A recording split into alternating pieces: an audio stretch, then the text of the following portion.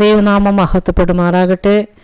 എന്നെ കേൾക്കുന്ന എല്ലാ പ്രിയ സ്നേഹിതർക്കും വേഗം വരുന്ന കർത്താവായ യേശു ക്രിസ്തുവിൻ്റെ നാമത്തിൽ എൻ്റെ സ്നേഹവന്ദനം. ഇന്നത്തെ നമ്മുടെ ചിന്തയ്ക്കായി യാക്കോബിൻ്റെ ലേഖനം 1-ാം അധ്യായം അതിൻ്റെ 3-4 വാക്യങ്ങൾ. നിങ്ങളുടെ വിശ്വാസത്തിൻ്റെ പരിശോധന സ്ഥിരത ഉളവാക്കുന്നു എന്നറിഞ്ഞ് അത് അശേഷം സന്തോഷമെന്നുവൻ. എന്നാൽ നിങ്ങൾ ഒന്നിലും കുറവില്ലാതെ തികഞ്ഞവരും സമ്പൂർണ്ണരുമാകേണ്ടതിന് സ്ഥിരതയ്ക്ക് തികഞ്ഞ പ്രവൃത്തി ഉണ്ടാകട്ടെ. ഹല്ലേലൂയ. ലോകത്തിൽ നാം ആയിരിക്കുമ്പോൾ വിവിധ തരത്തിലുള്ള പരിശോധനകൾ ജീവിത പന്താവിൽ കടന്നു വരാം. ചില പരിശോധനകൾ നമുക്ക് വേദനകൾ സമ്മാനിച്ചെന്നിരിക്കാം.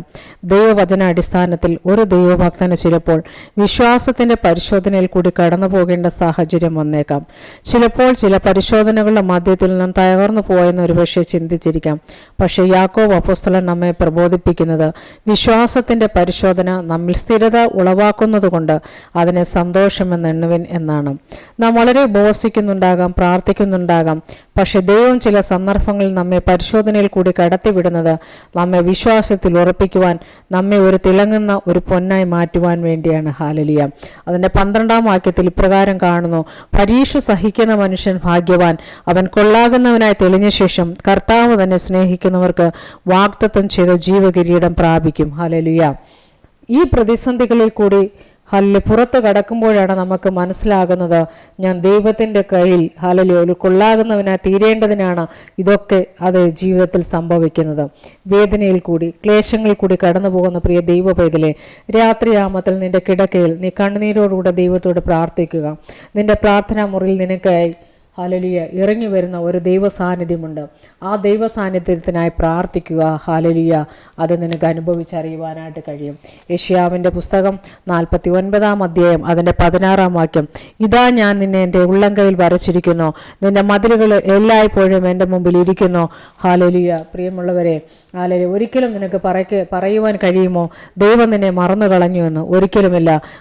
നീ ഇന്ന് അനുഭവിക്കുന്ന എല്ലാ വേദനകളും, നിന്റെ ആവശ്യങ്ങളും, നിന്റെ തളർച്ചകളും എല്ലാം കർത്താവിനറിയാം.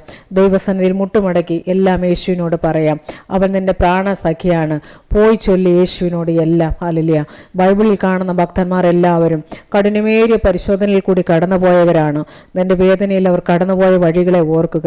പാറി പറന്നു നടക്കുന്ന മനോഹരമായ ചിത്രശലഭത്തോട് പോയി ചോദിച്ചാൽ, അല്ലയോ ചിത്രശലഭം, നീ കടന്നു വന്ന വഴികൾ എങ്ങനെയൊക്കെയാണ്? അതിന് വലിയ ക്ലേശങ്ങൾ അനുഭവിച്ച കഥ പറയാനുണ്ടാകും. എന്നാൽ അതിനെയൊക്കെ തരണം ചെയ്ത് ഒരു നാളൊരു മനോഹരമായ ചിത്രശലഭമായി മാറി. പ്രിയരെ, നിന്റെ വേദനയിലും പരിശോധനയിലും നിന്റെ കൂടെ ഇരിക്കുന്നവനാണ് നാം സേവിക്കുന്ന യഹോവ. ആഴിയിൽ കൂടി നടന്നാൽ നീ മുങ്ങി പോവുകയില്ല. രാത്രിയുടെ 4-ാം യാമത്തിലും ഹല്ലേലൂയ നിനക്ക് വേണ്ടി അത്ഭുതം പ്രവർത്തിക്കാൻ ദൈവം ഇന്നും ശക്തനാണ്. മടുത്തു പോകാതെ പ്രാർത്ഥിക്കുക. വിശ്വാസത്തിൻ്റെ വാക്കുകൾ പ്രഖ്യാപിക്കുക. വിശ്വാസത്തിൻ്റെ ചിറകുകൾ ധരിച്ച് ഉയരത്തിലേക്ക് പറക്കുക. ദൈവവചനത്തിലുള്ള വാഗ്ദത്തങ്ങൾ ഹല്ലേലൂയ വിശ്വസിച്ചുകൊണ്ട് പ്രാർത്ഥനയോടെ ഹല്ലേലൂയ അത് വിശ്വാസത്തിൻ്റെ വാഗ്ദത്ത വചനങ്ങൾ സംസാരിക്കുക. നീ കിടക്കുമ്പോഴും ഇരിക്കുമ്പോഴും നടക്കുമ്പോഴും അതിനെക്കുറിച്ച് ധ്യാനിച്ച് ദൈവത്തിന് നന്ദി പറയുക. സർവശക്തനായ ദൈവം ഹല്ലേലൂയ നാം ഏവരെയും അനുഗ്രഹിച്ചു കാക്കുമാറാകട്ടെ. ഹല്ലേലൂയ. വിശ്വാസത്തിൻ്റെ പരിശോധന സ്ഥിരത ഉളവാക്കുന്നു എന്നറിഞ്ഞ് അത് അശേഷം സന്തോഷമെന്നുവൻ. ഹല്ലേലൂയ. ഹല്ലേലൂയ. തങ്ങളെ തന്നെ ദൈവകരങ്ങളിൽ സമ്പൂർണ്ണമായി സമർപ്പിക്കാം. God bless you.